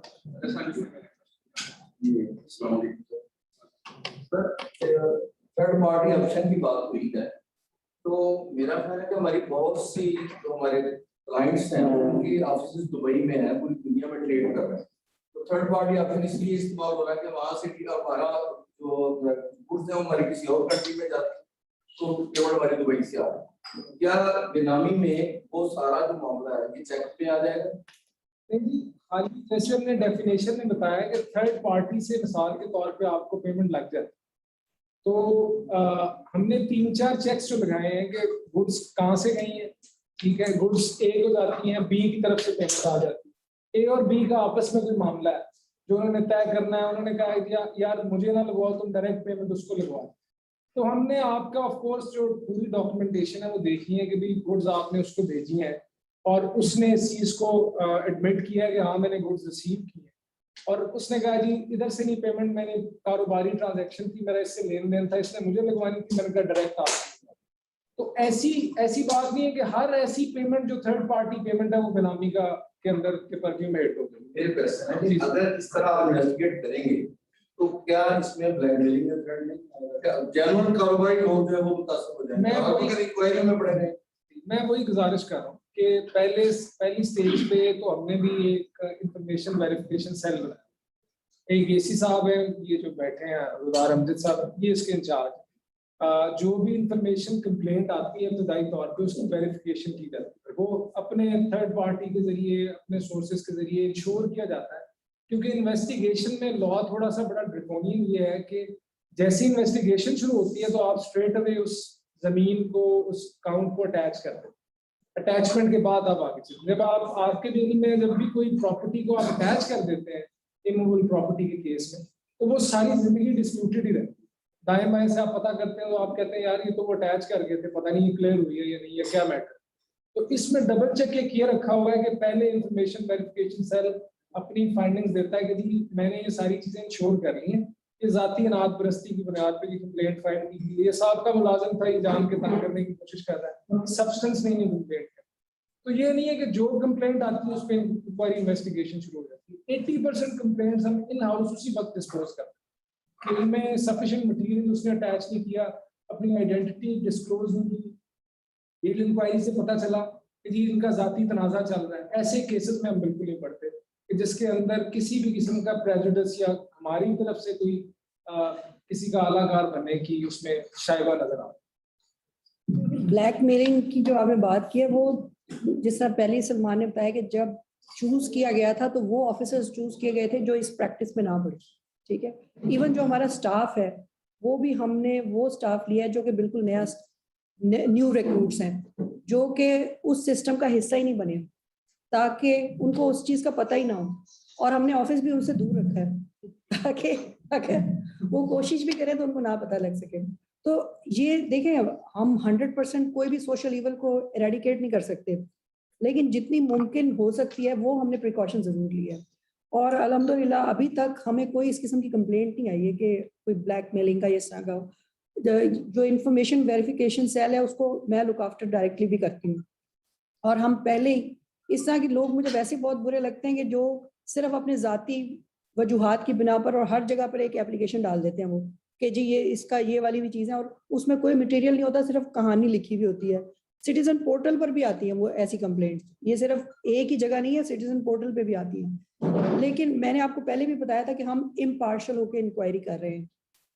मेरे पास इस वक्त मेरे अलावा बल्कि जितनी भी हमारी 3 जोन्स हैं, तीनों के पास मोस्टली पॉलिटिकल केसेस हैं, लेकिन सारे इम्पार्शल इंक्वायरी कर रहे हैं इसमें।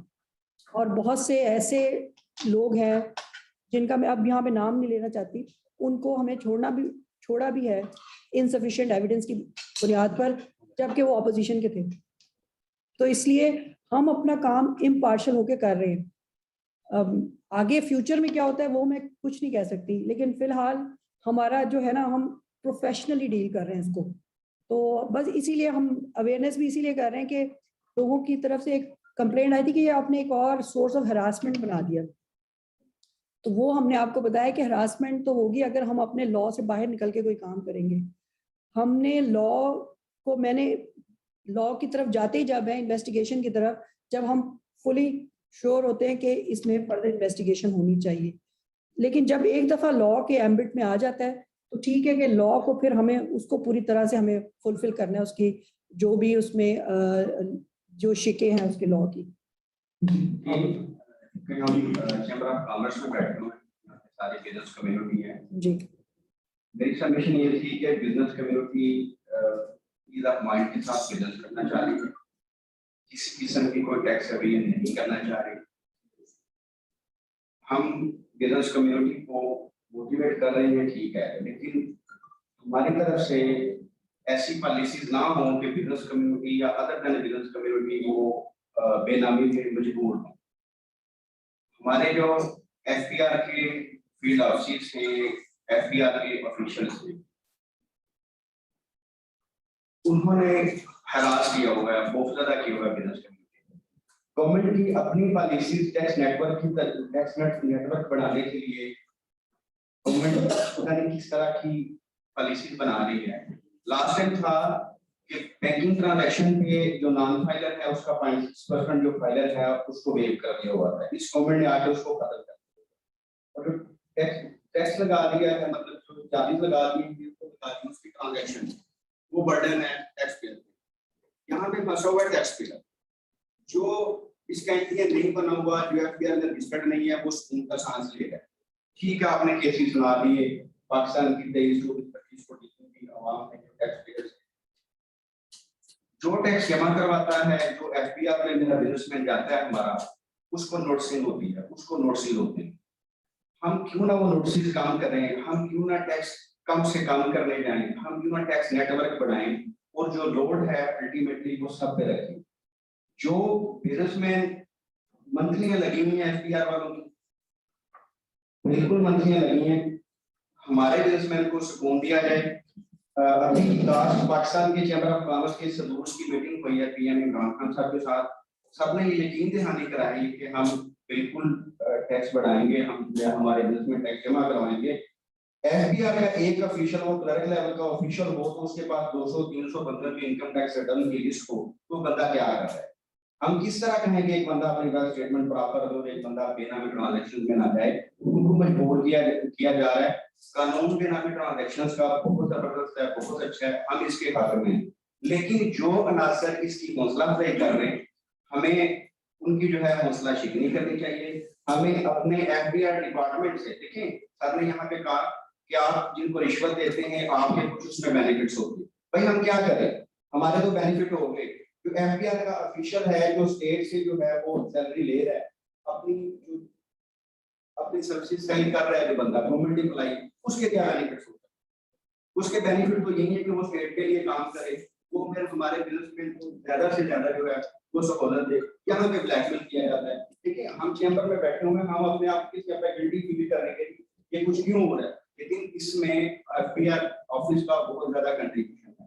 जहाँ पे आप बात कर रहे हैं कि जी आपकी जो सीएनआईसी है वो फेक पाएगी, आपको जरूर रिकमेंडेशन भेजनी चाहिए लैंड रेवेन्यू डिपार्टमेंट को या लेजिस्लेशन के लिए जरूर भेजनी चाहिए कि जहाँ पे आप फाइलर नॉन फाइलर के ट्रांजैक्शन करते हैं, फाइलर को आपको 1% टैक्स है, नॉन फाइलर को 2% टैक्स है। जहाँ पे आप वहाँ पे आप उस एटीएल स्टेटस लगाते हैं, वहाँ पे आप उसके बायोमेट्रिक क्यों नहीं करते? अगर तो उसका फेक सीएनआईसी है तो वो खत्म हो जाए। हम बिल्कुल जो टैक्स अवेलर है उनकी हौसला अफजाई नहीं करते, हम बिल्कुल ये नहीं चाहते। अल्टीमेटली आपका मकसद भी मुल्क पाकिस्तान को स्ट्रेंथन करना और हमारा मकसद मुल्क पाकिस्तान को स्ट्रेंथन करना। इस चैम्बर की खातिर से मैं आपसे ये रिक्वेस्ट करूंगा कि अपनी रिकमेंडेशन भेजें अपने हाई ऑफिशियल्स को कि बिजनेसमैन को ईज ऑफ माइंड के साथ बिजनेस करने दें और हम बिल्कुल पाकिस्तान के साथ खड़े, हम बिल्कुल आपके साथ खड़े हैं। थैंक यू जी जैसे आप वसीम साहब आप करने बात प्लीज। थैंक यू मैडम साहब। मेरा एक क्वेश्चन ये था कि ये कुछ लोगों को ये रेमिटेंस मंगवाते हैं कि मनी सेंटर के थ्रू ये कोई 3% देंगे, 3.5% देंगे, 4% देंगे, ये एक क्लियर है ये जो रेमिटेंस मंगवा रहे हैं ये वर्ष को भी 2-3% देके जो पेमेंट परसेंटेज देके रेमिटेंसेस मंगवाते हैं, ये तो बैन हो गया हुआ मेरा ख्याल है। ये तो पहले भी ये प्रैक्टिस चलती रही है कि 1.5-2 अब हो गए तो 3% तक चला गया होगा। उसके थ्रू रेमिटेंस मंगवाते हैं, वो जो टैक्स एडवाइजर है कंसल्टेंट है वो कहते हैं जी इस पे तो आपसे पूछा ही नहीं जाएगा कि ये पैसे कहाँ से आएंगे। गवर्नमेंट ने इसको कर्टेल करना शुरू कर दिया है। पहले इस पे कोई लिमिट नहीं थी, आप 20 करोड़ मंगवा लें, आप 30 करोड़ मंगवा लें तो एफबीआर आपसे कुछ नहीं पूछता था कि ये पैसा भेजने वाला कौन है। फिर इसको कम किया गया, इसको 1 करोड़ पे ले आए थे। वो कहते थे कि जिसको फॉरेन रेमिटेंस आ रही है ना ये वो बंदे हैं जो बेसिकली मुलाजमत करने गए हैं। तो अगर वो ऐसा क्या मुमकिन है कि एक बंदा पाकिस्तान में बैठा और उसे 20 करोड़ आ जाए, आखिर वो क्या कर रहा है, ऐसी क्या मुलाजमत बाहर कर रहा है। तो जो रेमिटेंस है वो वर्कर्स के लिए, पहली लिमिट ये की गई थी 1 करोड़ रुपया, अब ये रिसेंटली इसको मजीद कम कर दिया 50 लाख कि अगर 50 लाख तक आपके अकाउंट में रेमिटेंस आई है तो आपसे उसका सोर्स नहीं पूछा जाएगा, लेकिन अगर उससे ज्यादा है तो फिर आपसे पूछा जाएगा ये भेजने वाला कौन है, किस मद में ये पैसे आए। अब कई केसेस हैं जो लोग बाहर की कंपनियों के साथ मिलकर काम कर रहे हैं, यहाँ पे उनको सर्विसेज प्रोवाइड कर रहे हैं, कंसल्टेंसी प्रोवाइड कर रहे हैं। अगर कोई मशीनरी है किसी फॉरेन कॉन्ट्रैक्टर की, उसकी मशीनरी को लोग ऑपरेट करते हैं तो उनको बाहर से यूरो डॉलर जो पेमेंट आती है तो वो लोग अपनी फॉरेन रेमिटेंस दिखा देते हैं कि ये हमें बाहर से फॉरेन रेमिटेंस आई है, असल में वो इनकम होती है बिजनेस इनकम होती है। एक तो इसकी अब लिमिट कम कर दी गई है, मे भी आहिस्ता आहिस्ता और इसको कम कर दिया जाए। अब 50 लाख है तो वो 25 लाख पे आ जाए। इससे ऊपर अगर आपके पास रेमिटेंस आ रही है तो फिर आपको इस चीज पे परेशान होने की जरूरत है कि जी ये मुझसे जब पूछा जाएगा कि इसका सोर्स क्या है तो मैं क्या जवाब दूंगा। तो ये लिमिट कम कर दी गई है। इसको पहली तो बात यह है कि ये करना ही नहीं चाहिए।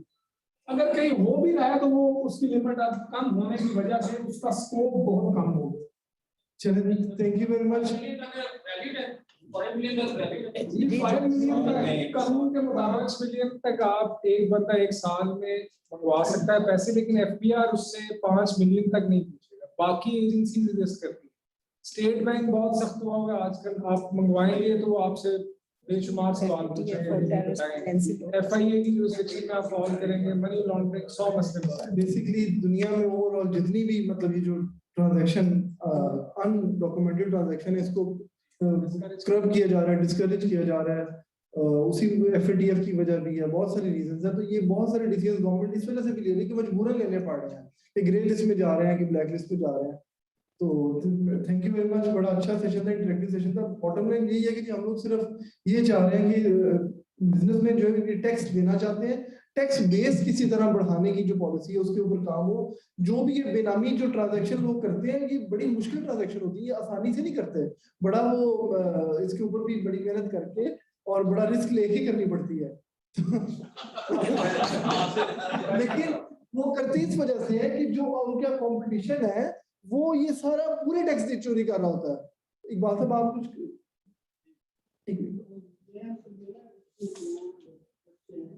माइक ऑन कर देना,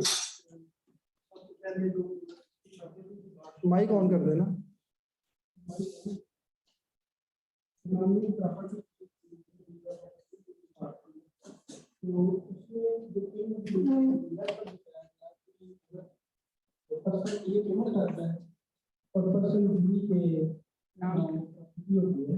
तो उसकी फर्स्ट कंडीशन ये है कि इन केस ऑफ एनी, अगर कोई आप कोई भाई अपनी भाई को गिफ्ट करता है तो इसमें भी वो कीमत देगा खुद से और प्रॉपर्टी कर रहे हैं चाहे तो आपकी कानून में इसकी क्या मैं बताती अच्छा इसके अलावा ना जब बोलने का जब आप बता रहे थे तो इसमें तो जो इन्फॉर्मेशन आप बोल रहे के लिए मैं विद होल्डिंग का भी आपको बताती हूँ, या इसके अलावा भी सवाल है? हाँ जी। तीसरी बात अभी आप बता रहे थे थर्ड पार्टी की थर्ड पार्टी लेकिन आपने आप उसको कंसिडरेशन अगर करते हैं कि थर्ड पार्टी पेमेंट जरूर है या नहीं जरूर है तो जो हमारे बिजनेस की है इसको देने के लिए आशा है ये डॉक्यूमेंट जरूरी है, उसका लिस्ट बना देती है। पार्टी ए को किसी और देख रहे हैं, अगर पार्टी बी पेमेंट आती है पार्टी ए और बी का रिलेशन में कैसे साबित होगा? बिजनेसमैन को कैसे पता चलेगा कि इसका ये तीन चीजें हैं। पहले आप बता दें। एक्सक्यूज मी सर, मेरा भी इसी से रिलेटेड क्वेश्चन है, अगर आप उसको आंसर कर रहे हैं। अगर पर्सन ए प्रॉपर्टी परचेज करता है फ्रॉम हिज बैलेंस सोर्स और वो पर्सन बी के नाम लगवा देते हैं और वो उसका इमीडिएट फैमिली मेंबर भी नहीं है, let's say he is the friend of A, और ए जो उसका अल्टीमेट बेनिफिशियल ऑनर भी है वो अपनी वेल्थ स्टेटमेंट में करंटली उसको डिक्लेयर भी कर देता है, तो how you will treat this transaction under the act? Thank you. सबसे पहले आई थिंक कंफ्यूजन ये आ रही है कि जो डेफिनेशन है ना वो थोड़ा, आप स्लाइड नंबर 8 खोल देंगे डायरेक्ट, स्लाइड नंबर 8। सबसे पहले थिंग थोड़ी डेफिनेशन में कंफ्यूजन है, ये इसकी ना सबसे मेन डेफिनेशन है, जो फर्स्ट डेफिनेशन है, बाकी तीन डेफिनेशन बड़ी सिंपल है और वो अरेंजमेंट आई थिंक सारे क्लियर है। सबसे पहले जो आपके सवाल आते हैं वो काफी हद तक क्लियर हो जाएंगे जब ये बात समझ आएगी ये तीनों शर्तें इकट्ठी पूरी होंगी तो बेनामी ट्रांजैक्शन होगी। पहली शर्त है कि फॉर एग्जांपल मैं हूं, ये मैं बेनिफिशियल ओनर हूं, ये मेरे बेनामीदार है, मैं ये पेंसिल ये प्रॉपर्टी है, मैं ये इनके नाम पे लगाता हूं, पैसे इस खरीदी मैंने खुद इनके नाम पे लगा दी और बेनिफिट भी मेरा होगा। बाद में आपकी सबसे पहली गिफ्ट वाली बात आ गई, जब बाप ने बेटे के नाम पे गिफ्ट लगा दिया तो उसमें बेनिफिट किसका हो रहा है? बेटे का हो रहा है, तो वो इस डेफिनेशन से बाहर, वैसे ही बाहर, वो आ ही नहीं रही डेफिनेशन में, क्योंकि पैसे देने वाले का बेनिफिट है ही नहीं उसमें, बाप का बेनिफिट नहीं, बेटे का बेनिफिट। वो जॉइंट ओनर की जो बात है वो तो अलग-अलग बात है। एक आप अपने जो फैमिली मेंबर्स के नाम पे रख सकते हैं चीज अपने बेनिफिट के लिए भी, एज लॉन्ग एज आपके पास नॉन सोर्सेज ऑफ इनकम है। जॉइंट ओनर की बात एक अलग है कि अगर आपकी किसी का जॉइंट ओनर, आपने अपनी किसी के साथ वैसे ही बैंक अकाउंट खोला हुआ है, आई थिंक वो कंफ्यूज कर दी गई ये बात, अगर आपने किसी के साथ जॉइंट ओनरशिप की हुई है तो वो भी बेनामी से निकल जाता है, वो एक अलग बात है। नेक्स्ट स्लाइड करें, नेक्स्ट स्लाइड में एक्सेप्शन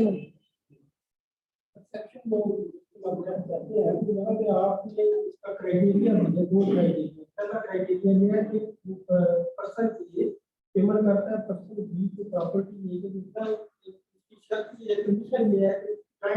नहीं वो जरूरी है। नहीं है, नहीं वो अलग बात है।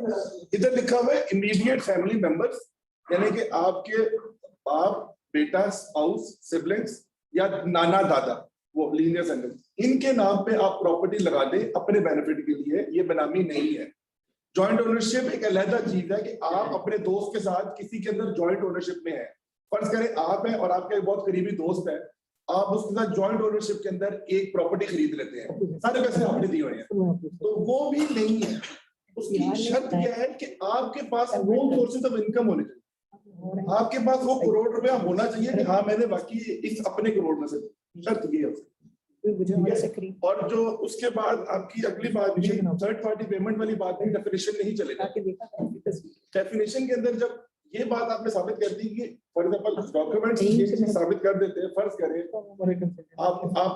आपने किसी से ए से आपने माल खरीदा, ये कहता है कि यार मेरी पेमेंट ना बी ने देनी है तो बी को मैं पेमेंट देते हैं। तो ऐसी बात है, ए और बी के दरमियान भी तो फायदा हुआ, इसके तहत बी ने ए को पेमेंट देनी थी जो बी आपको डायरेक्ट दे रहा है, ऐसे ही है।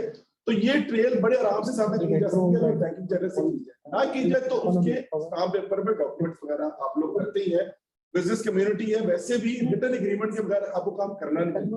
अगर आप सारा काम ऑनल कर रहे हैं तो फिर इस पॉइंट में साबित आप ही को करना पड़ेगा, आपको डॉक्यूमेंट शो करना है। अच्छा, इसमें तो एक और एडिशन मैं ये करता हूँ कि ऐसे केस के अंदर अगर रिटन डॉक्यूमेंटेशन कोई नहीं है, दो बंदों के दरमियान ए और बी के दरमियान कोई डॉक्यूमेंटेशन नहीं है, तो नेचर ऑफ बिजनेस जो है वो खुद ही डिटरमिन कर देता है कि यार इनका ट्रांजैक्शनल अरेंजमेंट एग्जिस्ट कर सकता है या नहीं कर सकता। अभी बहुत से केसेस हमने बिजनेस वाले जो कर रहे थे, केमिकल का ही केस था, उसमें इसी तरह की सिचुएशन थी कि ओपन चेक्स मार्केट में चला। आपको पता है टेक्सटाइल में भी बड़ा कॉमन है, एक चेक ओपन चेक निकलता है, वो 10 हाथ एक्सचेंज करता है कैश होते हुए। तो हमने जब वो 7, 8, 9 लोगों के पीछे हम चेक किया कि यार ये बताओ ये इसने आपका था इसके साथ, या हमने ये किया कि ये जिन लोगों को पेमेंट्स या चेक्स जिनके हाथों में मूव कर रहा है, ये किस नेचर ऑफ बिजनेस क्या है, इस बिजनेस से पर्टेन करते हैं। तो 70, 80 या 90% ऑफ द केसेस में जो ए बी वाला थर्ड पार्टी पेमेंट्स वाला सिनेरियो है, ये क्लैरिफाई हो जाता है ये देख के कि यार ये बाकी जेन्युइन ऑथेंटिक बिजनेस है या ये अरेंजमेंट मूवी है। और आपका सवाल का जवाब कि अगर एक बंदा फॉर एग्जांपल मैं इनके नाम पे बेनामी लगा के उसको अपनी रिटर्न में डिक्लेयर कर दूं कि एसेट इन अदर नेम, तो ये बेसिकली एडमिशन ऑफ गिल्ट है। जस्ट बिकॉज आपने रिटर्न में कह दिया मैंने गलत काम किया, इसका मतलब ये नहीं वो ठीक हो जाएगा, वो बेनामी ही रहेगा, बल्कि वो हमारे लिए इजी हो जाएगा उस बंदे को। एडमिशन ऑफ गिल्ट, क्योंकि अब ये जुर्म है, ये पहले जुर्म नहीं होता था। Thank you very much. लेकिन का आखिरी वो विदहोल्डिंग का आपने पूछा। अच्छा, विदहोल्डिंग के सिलसिले में इस तरह है कि 2 तरीके से टैक्स इवेड होता है, ठीक है। या तो आप अपना रेवेन्यू कम कर लें या आप अपना एक्सपेंस बढ़ा लें। या एक्सपेंस बढ़ाने के भी 2 तरीके हैं, एक है कि आप वेजेस ज्यादा कर लें, ग्रॉस प्रॉफिट कम कर लें। दूसरा ये तरीका, या सैलरीज मोस्टली ज्यादातर लोग, अब जो हमारे जो डिपार्टमेंट है वो क्या देखता है कि विदहोल्डिंग आ रही है इसकी, तो ये जेन्युइन होगा ये एक्सपेंस। तो उन्होंने क्या किया कि विदहोल्डिंग्स जो थे वो अपने बंदे बना दिए, ठीक है। जो एक्सपेंस एक्चुअली हुआ नहीं था वो एक्सपेंस दिखा दिया कि किया है। तो एक बेनामी ट्रांजैक्शन कर ली, उन बंदों के नाम उन्होंने एनटीएन भी बनवाए, उनके टैक्स की डिडक्शंस भी हुई, उनकी रिटर्न्स भी वही फाइल कर रहे हैं, ठीक है। This a very organised way of doing tax management. काफी लोगों को पता है कैसे हो रहा है। तो ये बस एक्सप्लेन हम ना भी करें, सबको पता है कैसे हो रहा है। अब ये आप कह रहे हैं कि हमें कैसे पता लगा। तो देखिए, जिस तरह आप बिजनेस को डील कर रहे हैं, हम बिजनेस के लोगों को डील कर रहे हैं, बिजनेस ट्रांजैक्शंस को हम, उसमें ये होता है कि एक ऐसा, मतलब फर्ज करें कि आपका कोई एबीसी एम्प्लॉई है, वो सिर्फ आपके साथ ही ट्रांजैक्शन कर रहा होता है, उसकी और किसी के साथ नहीं आ रही होती। हमारे पास तो पूरे मुल्क का डाटा है, हम तो देख सकते हैं कि ये विदहोल्डिंग जो है ये इसी के साथ क्यों सारी ट्रांजैक्शन कर रहा है। तो अब ये, अब मैंने आपको अंदर की बात बता दी और हो सकता है अब आप इसको कोई और तोड़ निकाल लें। लेकिन ये है सारी अरेंजमेंट जो हम आप बात कर रहे थे। केस पकड़ते कैसे हैं आप? दोबारा शुरुआत हो जाएगी बस अभी। जी, मुख्तलिफ सोर्सेज हैं जिसमें हमने शुरू में बताया था, मेन सोर्स जो है ना वो जेलसी है, ठीक है, जो जेलसी मैडम सिर्फ बिजनेस रहा है, हाँ जी, तो जेलसी सिर्फ बिजनेसमैनों की होती है कि एफडीआर राणा सिंह साहब नहीं सब जी जी, जी जहाँ पे भी आप बैठे हो जी। ये स्कूलों के साथ मोहब्बत करते हुए हम सबको चाहिए कि हम इसकी आवाज जो है वो सुधार और बुलंद करें कि मुझे खाया मुझे मजबूत किया जाए। लेकिन हम ऐसे ही कहते हैं, बड़ी खूबसूरत बात की है मेरे डियर ब्रदर, इतना मुश्किल इतना आसान काम नहीं है वो जो आप कह रहे हैं कि हम ना करें, मुश्किल से होता है, इन मुश्किलों से आप लोग निकाल सकते हैं। अब आप देखें ना आपका पीएम कैसे आपस में आता है, आपस से ज्यादा कैसे आपको सारा पता चल जाएगा कि पीछे वहां मदद करप्शन कर रहा है, वो बेनामी ये कर रहा है, ट्रांजैक्शन वो ऐसे कर रहा है, आपको सारा पता चल जाएगा। आप चाहिए ये हम साथ बोल के साथ मोहब्बत करते हो, जिधर की तरफ बैठे हुए हैं जो हम कर रहे हैं अपनी अपनी हम करप्शन खत्म करने की बात, बेसिकली राणा साहब मैं बाहर बताने की बात, राणा साहब मैं आपकी बात देखिए एफपीआर में अगर आरटीओ का स्टडी करें ना, सारा काम जो है ना बिजनेस में मैं करता हूँ राणा साहब, 65% हमारे जो पाकिस्तान के टैक्सेस है ना वो विदहोल्डिंग टैक्स की शक्ल में आ रहा है, विदहोल्डिंग टैक्स ऑटो आ रहा है। अब माइक ऑफ कर, बिल्कुल ऐसे उसके बाद जो बाकी जो टैक्सेस ऑटो आ रहे हैं, अगर बाकी हम इनको ऑटो जो टैक्सेस आ रहे हैं उनको निकाल दें तो हमारे आरटीओ की तनख्वाहें ज्यादा होंगी और उनकी टैक्स कलेक्शन कम होगी। अच्छा, दूसरी सूरत में जैसे समीर साहब ने भी कहा रिश्वत इतनी जा रही है तो वो ये क्यों मतलब जा रही है, बिजनेसमैन को बेचारे को एक बंदा सिमिलर 4 फैक्ट्रियां एक ही काम कर रही हैं, एक बंदा टैक्स दे रहा है पूरा, वो कहता है जी मैं तो बड़ा ईमानदार पुलिस ऑफिसर हूँ, तो बाकी 3 बंदे नहीं, वो मार्केट में लेके जाते हैं यार ये मेरी बोतल 20 रुपए की जमा 17% है, दूसरा कहता है मेरी सिर्फ 20 रुपए की, कस्टमर क्या खरीदेगा वो, तो कस्टमर तो एट पार जब तक सबको नहीं होगा, मतलब टैक्स बेस नहीं ब्रॉडन होगी तब तक ये नहीं होगा। और वही बात है, ये ट्रांजैक्शन बड़ी मुश्किल, और उसके बाद ये नैब से जितने बंदे कराची में खासतौर पर रिसाइकलिंग फैक्ट्री है, जितने पकड़े जाते हैं वो उससे ज्यादा अच्छी पोस्टिंग पे लग जाते हैं, तो ये क्या मतलब मजाक है, तो ये क्या मतलब जितने बंदे पकड़े गए, जितने अभी तक पकड़े गए, कितनों को सजा हुई है, नैब ने जितने पकड़े हैं, मतलब कराची में जितने ब्यूरोक्रेट्स पकड़े हैं, ये पकड़ा गया, ये पकड़ा गया, फलाने के घर से इतने पैसे निकला है, उसके बाद दोबारा उसको उससे अच्छी पोस्टिंग मिल जाती है। अच्छा, मेरा ख्याल है ये ना मीडिया हाइप ज्यादा होती है, और जब कोर्ट में केसेस जाते हैं, जिस तरह फर्ज करें इवन एफबीआर क्या करता है कि एक किसी को 1 बिलियन टैक्स लगा देता है, ठीक है, जब जाके वो बाद में सेट असाइड होता है, 0 टैक्स हो जाता है, वो आखिर में बनते बनते कुछ भी टैक्स नहीं रहता। तो ये जो मीडिया हाइप होती है ना, उस पर नहीं हमें बात करनी चाहिए, जब कोर्ट्स में जाती हैं चीजें तब ये पता लगता है कि असल चीज क्या है। इसी तरह नैब जो है ना, नैब की शुरू में खबरें आ जाती हैं क्योंकि सेंसेशनलिज्म जो है ना वो हमारे कौम का एक बड़ा शौक है, हम उसके लिए ये काम करते हैं, एंड पे पता लगता है कि एविडेंस ही नहीं थी उसके अगेंस्ट। तो एफबीआर भी यही कर रहा है ना, इतना बड़ा केस बना देंगे, जब उसको अपने खत्म करवाने जाना है तो वो कहेंगे लो जी 10% दो, 5% दो, 15% दो, अब जितना बड़ा नोटिस है उतनी बड़ी उसकी परसेंटेज है।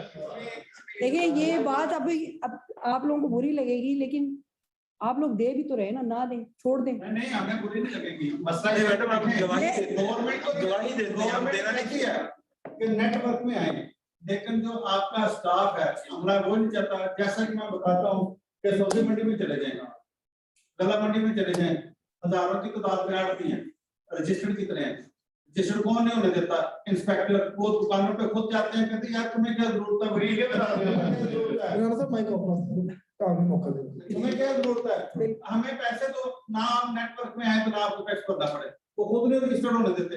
सही, चलिए जी, थैंक यू वेरी मच, बड़ा लंबा हो गया, थैंक यू सो मच।